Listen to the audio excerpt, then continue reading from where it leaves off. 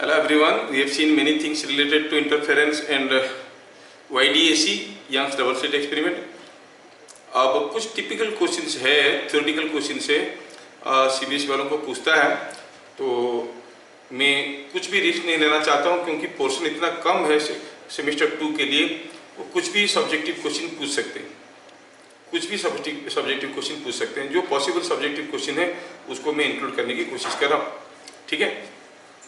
तो आज हम लोग देखेंगे कि जो जैसे हम लोग इंटरफेरेंस में डिस्कशन किए, क्या डिस्कशन किए कि when two monochromatic waves are reaching at a point, depending upon their phase difference, the intensity changes, which was violating the rules of particles theory of light. अगर I1 इंटेंसिटी का light आ रहा है, I2 intensity का light आ रहा है, दोनों एक जगह इंटरफेयर कर रहे हैं, तो by conservation of energy principle resultant intensity should be I1 plus I2। लेकिन हम देखते हैं कि दूसरा हो रहा है। Does it mean that interference doesn't obey law of conservation of energy? It's a very important question, और हमें देखना है क्या ये law of conservation of energy को ओबे नहीं कर रहा है। अगर कहीं इंटेंसिटी I1 प्लस I2 से ज़्यादा हो रहा है तो कहाँ से आ रहा है एनर्जी, और कम हो रहा है तो कहाँ जा रहा है एनर्जी, वो सारा चीज़ हमें देखना है। तो ये जो आज हम आर्टिकल देखने जा रहे हैं, इसमें टॉपिक ये हुआ इंटरफेरेंस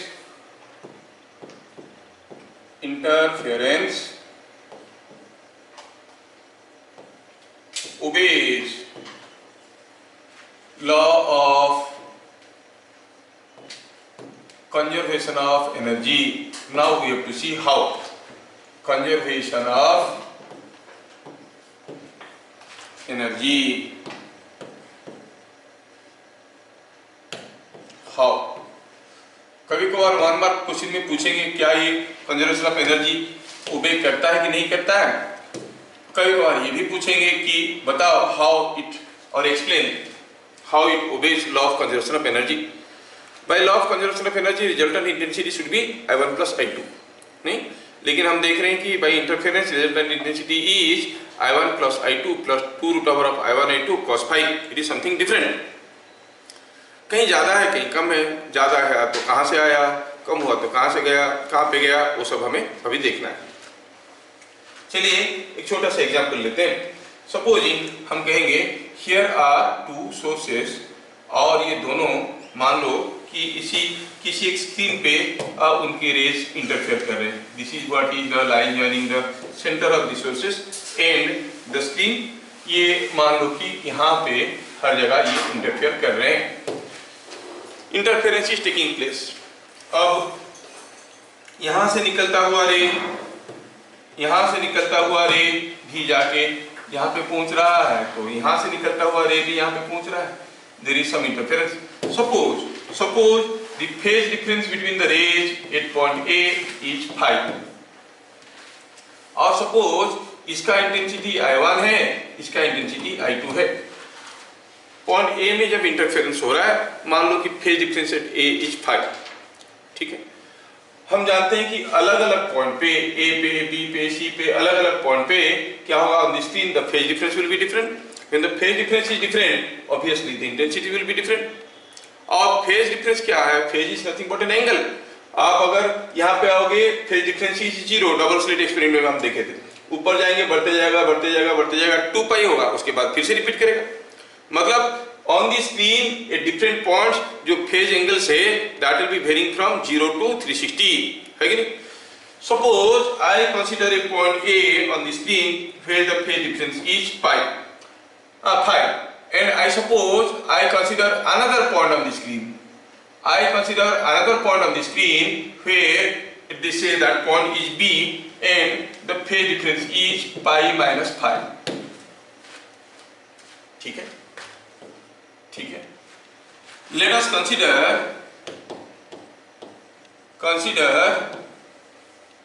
2 points.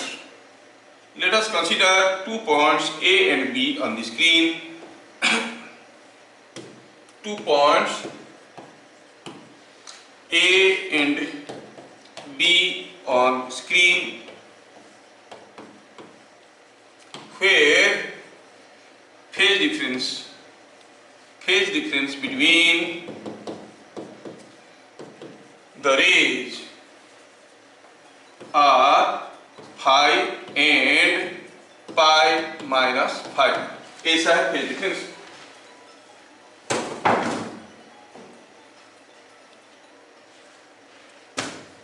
ठीक है, पाई माइनस 5, फेज डिफरेंस 5 है और पाई माइनस 5 है। अब ये दोनों पॉइंट में चलो इंटेंसिटी निकालने की कोशिश करते हैं। Let further let individual intensities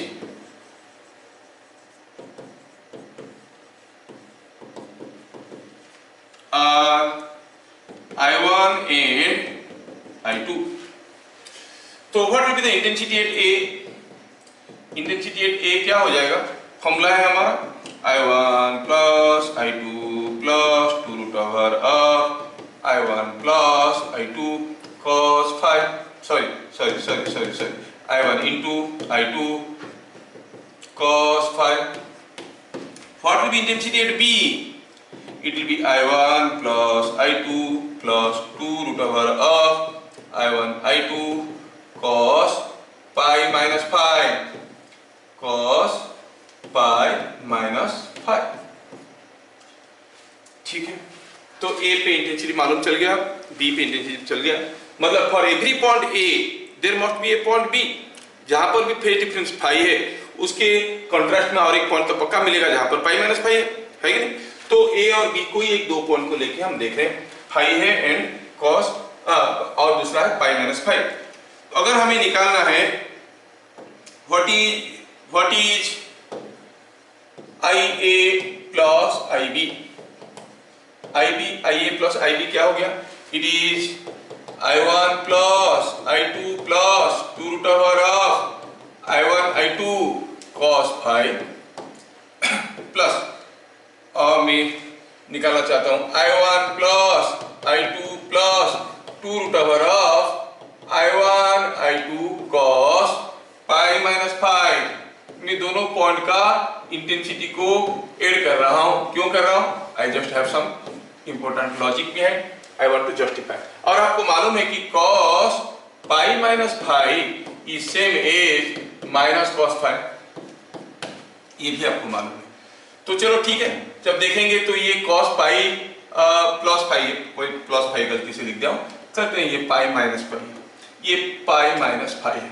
अगर ये पाई माइनस 5 है तो क्या हो जाएगा? यहाँ पर ये दोनों पॉइंट वैल्यूज कट जाएंगे, क्या मिलेगा?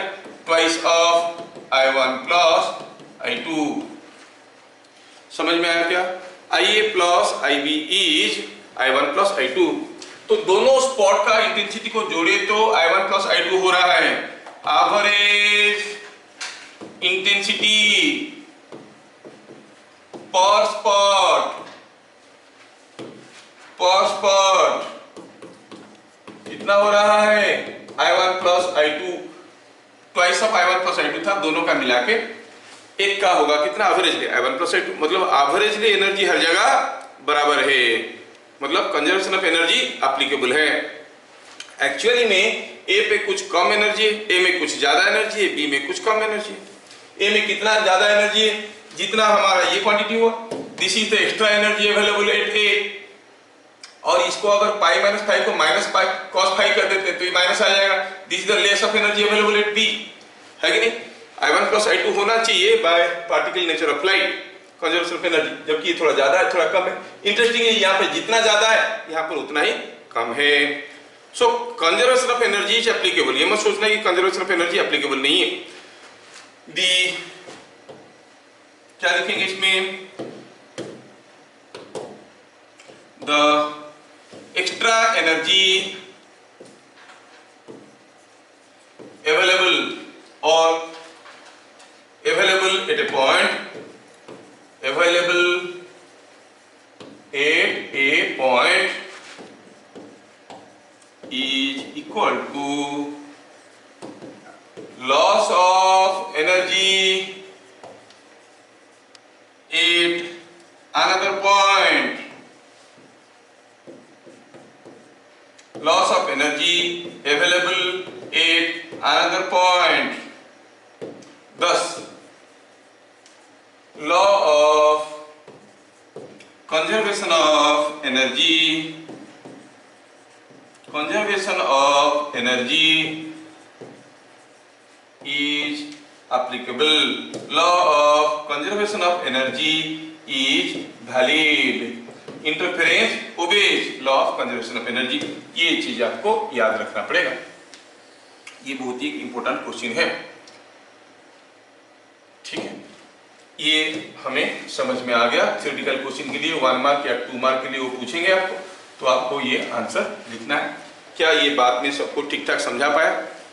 Energy is conserve. ओके, दूसरा हुआ हम देखें कि इंटरफेरेंस के लिए the rays must be monochromatic. देखो कुछ जगह क्या काफी जगह लिख देते हैं कि monochromatic and coherent. Remember they have to be monochromatic only, coherent होना कोई जरूरी नहीं है। ये बड़ा मिसकंसेप्शन है, काफी बुक में उल्टा पुल्टा आंसर मिलेगा, तो don't worry for that. So rays को मोनोक्रोमेटिक होना जरूरी है, दोनों का वेवलेंथ बराबर होना जरूरी है फॉर इंटरफेरेंस।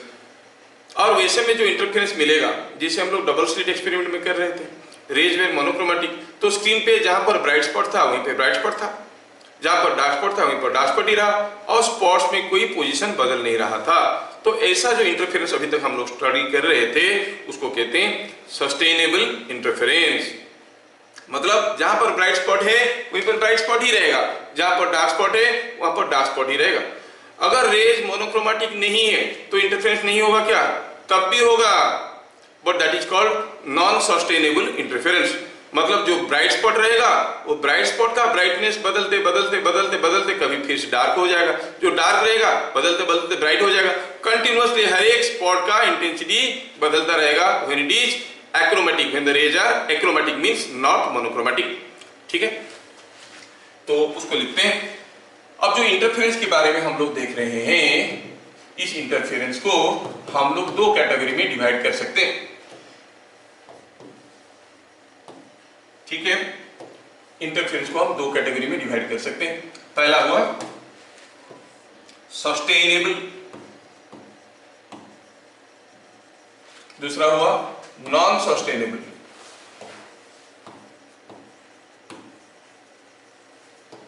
ये कब होता है? Rays are monochromatic. दूसरा हुआ intensity of every spot is constant, नहीं बदल रहा है।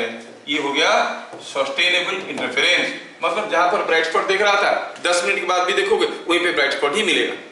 नॉन सस्टेनेबल में जहां पर ब्राइट स्पॉट देख रहा था थोड़ी देर घूम के आओ, देखो वहां पर ब्राइट स्पॉट नहीं है, वहां पर डार्क स्पॉट हो गया। The intensity of every spot is changing.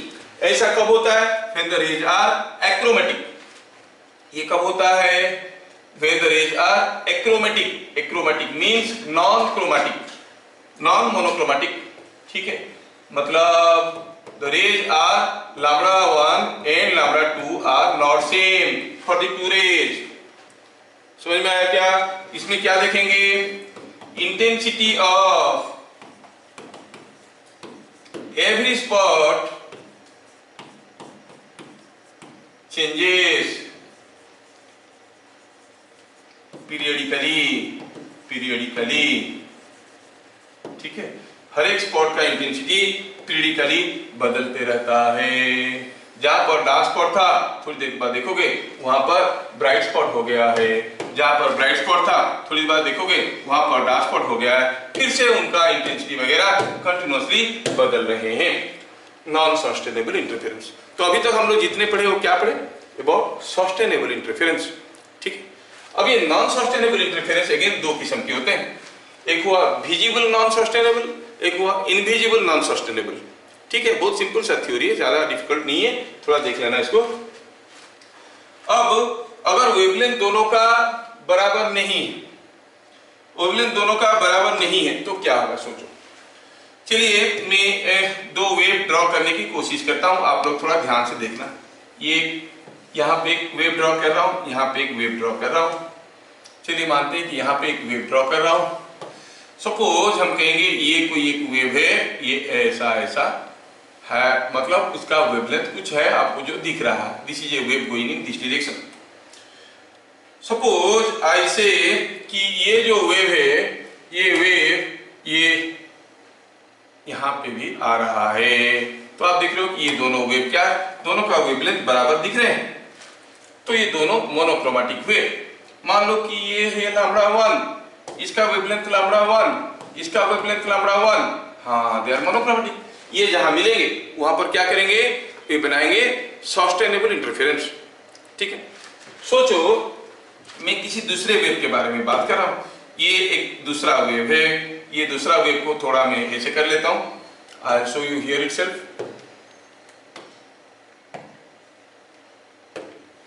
ये वेव थोड़ा, चलो मैं इसको ऐसे कर देता हूं।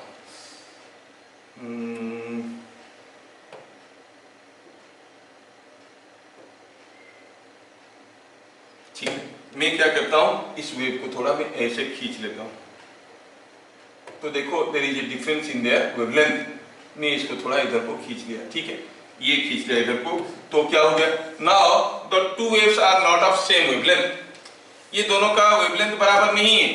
इसका जब पीक वैल्यू था, इसका भी पीक वैल्यू था, शुरू में इसका भी वही पीक वैल्यू था। इसका जब पीक वैल्यू आया, ट्रॉ आया, इसका भी ट्रॉ आया, लेकिन इसका ट्रॉ नहीं आया था।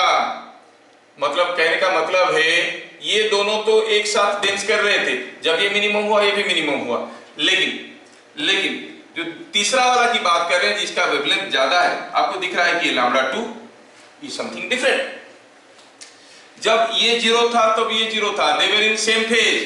हम तीन रे की बात कर रहे हैं, A B C, you clearly see A and B are monochromatic. B and C के बारे में देखो, बी एंड सी के बारे में देखो, जब ये जीरो था ये भी जीरो था, आप कहोगे हाँ दोनों का फेज एंगल बराबर था। जब ये मैक्सिमम हुआ तब ये ऑलमोस्ट मैक्सिमम हुआ, लेकिन जब ये मिनिमम हुआ तब ये मिनिमम नहीं हुआ है, काफी देर में मिनिमम होगा। फिर से ये जब मैक्सिमम हुआ तब ये रे तो मैक्सिमम नहीं हुआ है। You see a phase difference is created. दोनों अगर एक साथ ऐसे ऐसे ऊपर नीचे होते तो हम कहते हैं फेज में। Now they are not in same phase. जब ये जीरो हुआ तब ये मैक्सिमम हुआ, and what you find, gradually the phase difference is increasing. The phase difference between the rays is gradually increasing. शुरू में जीरो था, यहाँ पर जब आया थोड़ा सा फेज डिफरेंस हुआ, यहाँ पर और ज्यादा हुआ, यहाँ पर आओगे और ज्यादा होगा। जैसे आगे आगे जाओगे फेज डिफरेंस बढ़ते जाएगा। अब फेज डिफरेंस तो एंगल है, बढ़ेगा तो कितना होगा, बढ़ते बढ़ते 2 पाई हो जाएगा, फिर उसके बाद फिर से रिपीट करेगा and it will continue. So what you find, the phase difference between them is changing periodically. Phase difference between them is changing periodically.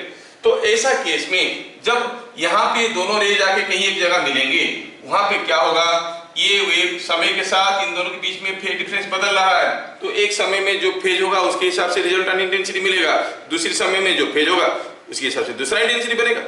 तो intensity of the resultant wave will go on changing because the phase difference between the rays is changing. Why the phase difference is changing? Because they are achromatic, they are not of same wavelength. क्या मेरी बात समझ में आ रहा है? वो same wavelength नहीं होने के कारण फेज डिफरेंस कंटिन्यूअसली बदलेगा। नहीं तो ए और बी को देखो तो जब ये मैक्सिमम ये मिनिमम, ये maximum, phase difference was fixed, it was phase difference was zero. ये दोनों रे में फेज डिफरेंस जीरो था।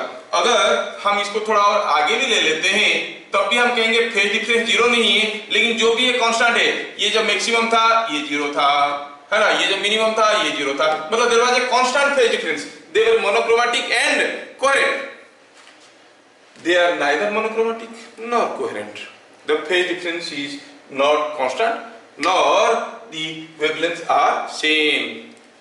तो ये बात अगर आपको समझ में आया तो अगर B और C किसी जगह जाके पहुंचेंगे वहां पर जो फेज डिफरेंस होगा वो समय के साथ बदलते जाएगा।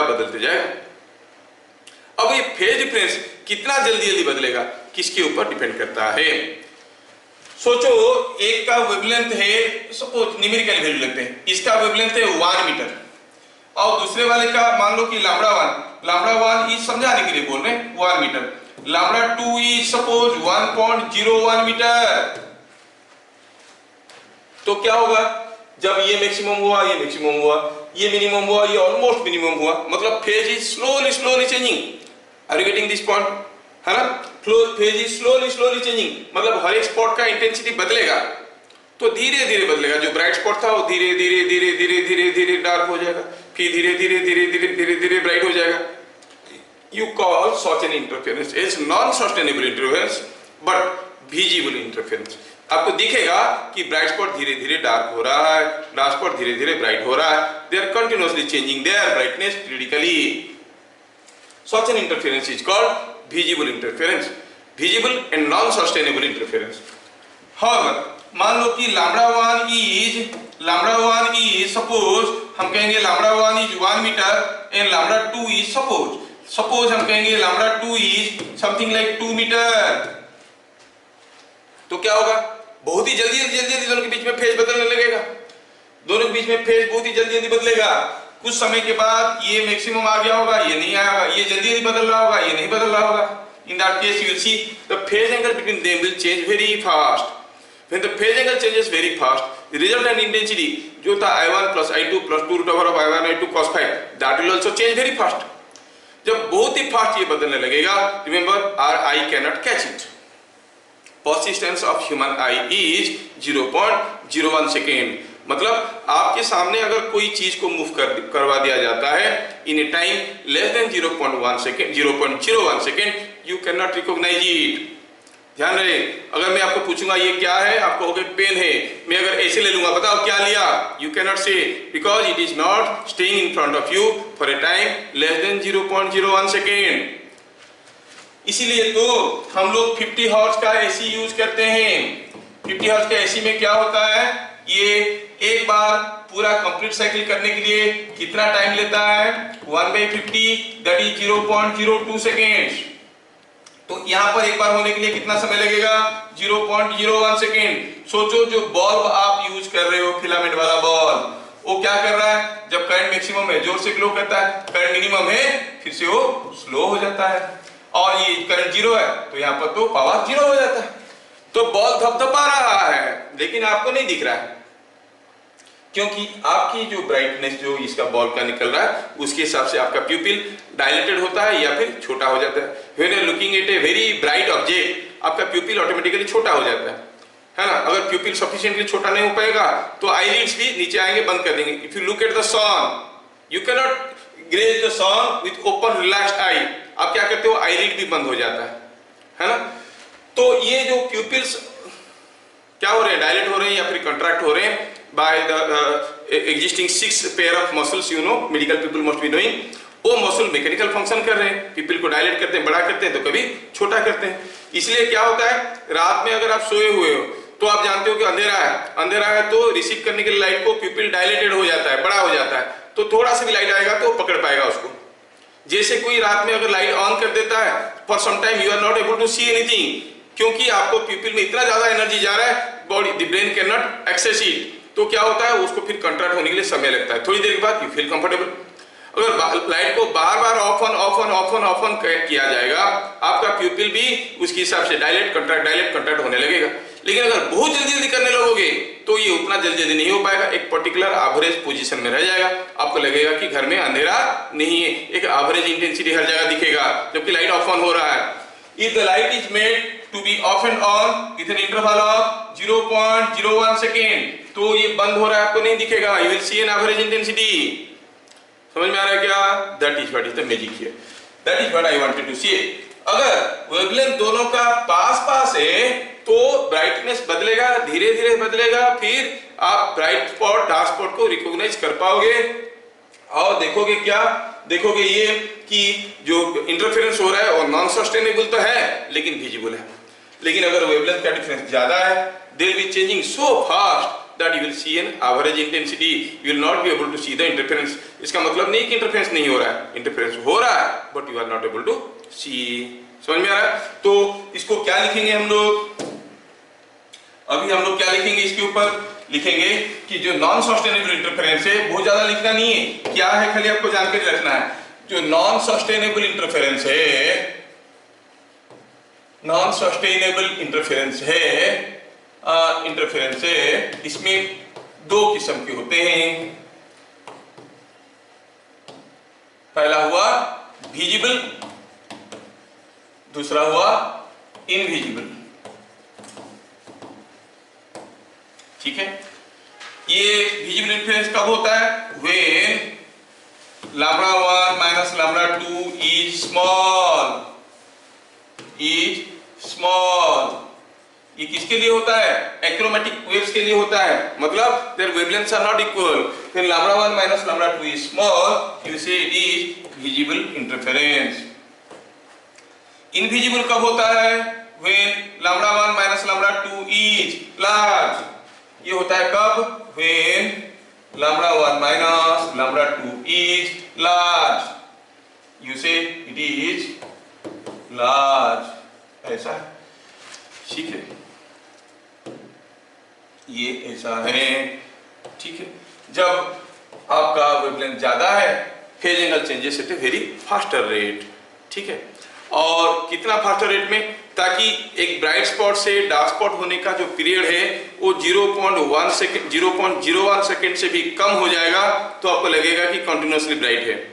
जैसे बल्ब ग्लो कर रहा है घर में, एसी में, कभी बल्ब ग्लो कर रहा है तो जब करंट जीरो है अल्टरनेटिंग करंट तो चेंज होते रहता है, मैग्नीट्यूड डायरेक्शन जीरो है तब तो बल्ब ग्लो नहीं कर रहा है, लेकिन आपको लगता है कि यूनिफॉर्म इल्यूमिनेशन है। क्यों? क्योंकि it is happening with A time gap 0.01 second. अगर हम 50 हर्ट्ज एसी के जगह 20 हर्ट्ज एसी यूज करेंगे सब कुछ काम हमारा चलेगा, लेकिन विजिबिलिटी अफेक्टेड हो जाएगा क्योंकि सब लाइट धपधपाते हुए नजर आएंगे, है ना, सब लाइट हमको धपधपाते हुए नजर आएंगे। जबकि आपका accordingly all things will run, everything will run, लेकिन जो लाइट है वो प्लेजेंट नहीं होगा, इंटेंसिटी बदलते जाएंगे। तो आपको समझ में आया विजिबल इंटरफेरेंस कब होता है? फिर λ1 minus λ2 is small, phi changes, the value of phi, the value of phase difference between rays changes slowly, ठीक है। एंड इसमें क्या लिखेंगे? the phase difference small large, the phase difference between rays change at a very fast rate, तो हम कहेंगे जो phase difference है उसका चेंज हो रहा है, इतना जल्दी हो रहा है कि हम रिकॉग्नाइज नहीं कर पा रहे हैं कि इंटेंसिटी में जो बदलाव आ रहा है। बेसिकली जो फेज डिफरेंस में चेंज आ रहा है उसको अगर हम निकालना चाहेंगे तो बताओ कैसे पता करेंगे कि ये फेज डिफरेंस दिख सकते हैं कि नहीं देख सकते हैं? देखो, late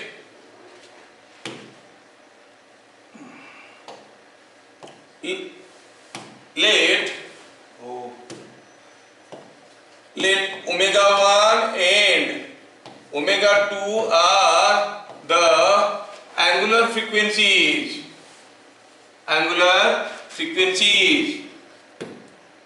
of the two non-chromatic rays। Sir ये क्या हो गया? ये तो फिर नया चीज आ गया, नॉन क्रोमेटिक रेज। अरे भाई नॉन क्रोमेटिक रेज मतलब लैम्डा अलग है, और आप जानते हो कि चाहे वो λ1 वेवलेंथ का हो या λ2 वेवलेंथ का हो, लाइट का वेलोसिटी तो फिक्स है, c is fixed, c is f lambda, फिर lambda is more, f is less.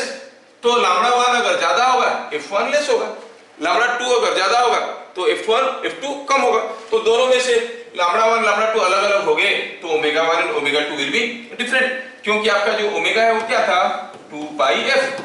तो लैम्डा अलग अलग हो जाएगा, c is constant, c is not going to change. Lambda अलग अलग हो जाएगा तो ओमेगा अलग अलग हो जाएगा। So for non chromatic waves आपको समझ में आना चाहिए ओमेगा इज डिफरेंट। अच्छा, ओमेगा डिफरेंट है तो दोनों के बीच में फेज डिफरेंस कैसे बदल रहा है? फेज डिफरेंस बदल रहा है। फेज डिफरेंस कैसे बदल रहा है? Phase difference is changing, we can make the relation. Let omega 1 and omega 2 are the angular frequencies of the two monochromatic rays. The rate of phase difference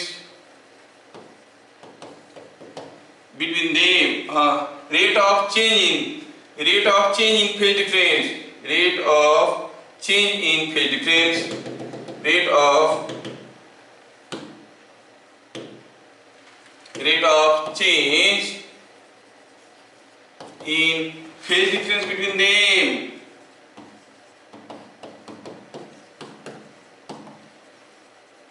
is given by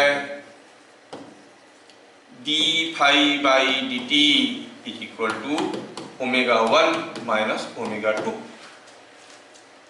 ठीक है, कितना जल्दी जल्दी बदल रहा है वो ओमेगा के ऊपर डिपेंड करता है. इंस्टेंटेनियस फेज क्या था? इंस्टेंटेनियस फेज क्या था? अगर हम कोई एक वेव की बात करेंगे, it was a sine omega T plus minus के एक्स प्लस फाई 0. किसी एक पर्टिकुलर पॉइंट में जो दोनों रे पहुंच रहे हैं, ये सब कुछ कांस्टेंट है. ये इनिशियल फेज था. Now everything is changing with time. This entire thing is called instantaneous phase. तो d phi by dt क्या होगा? किसी एक पर्टिकुलर पॉइंट की बात करेंगे तो x कांस्टेंट है, phi 0 कांस्टेंट है, k कांस्टेंट है, सब कट जाएगा. d phi by dt will be omega, है ना?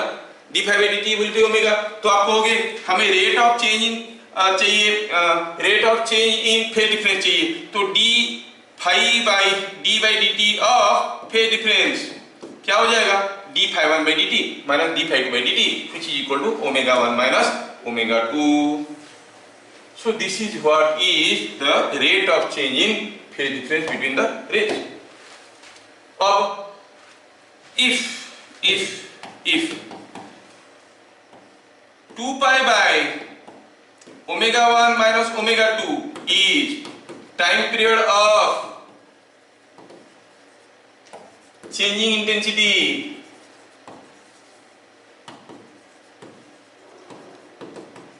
and that is less than 0.01 second. कितने समय में एक बार वो चेंज कर रहा है intensity? Rate of change in phase angle is nothing but this. जो टाइम पीरियड हुआ 2 पाई बाय ओमेगा होता है ना टाइम पीरियड, ये अगर लेस देन 0.01 सेकेंड हुआ, then this 2 pi by omega 1 minus omega 2 which is change less than 0.01 second, then interference is invisible. Interference is invisible. हाँ, तो ये पार्ट को आपको कोई पूछेगा नहीं, मैं हमारे दूसरे बच्चों को ध्यान में रखते हुए बता दिया. एनीवन में आस्क देम एनीवेयर.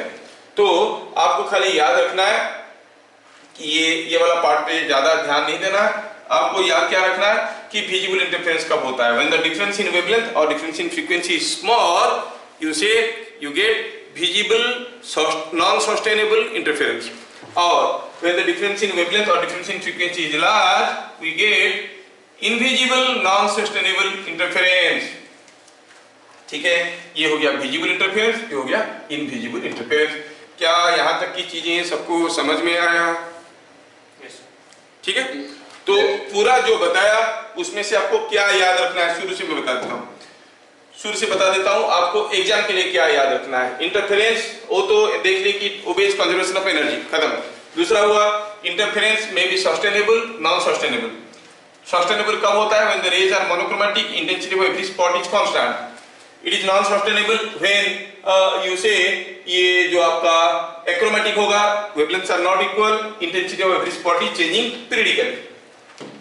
फिर हम क्या देखें और क्या याद रखना है? नॉन सस्टेनेबल इंटरफेरेंस दो किस्म के होते हैं, विजिबल एंड नॉन विजिबल और invisible. Sorry, visible and invisible. Visible कब है? When the difference in frequency और difference in wavelength is small, the value of the phase difference is changing between the rays changes slowly, means rate of change in phase difference is slow, and you are able to see the interference. It is called visible non-sustainable interference.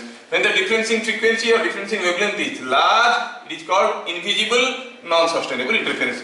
इतना याद रखो, board का काम पूरा हो गया. ठीक है, now we shall switch over to the next article.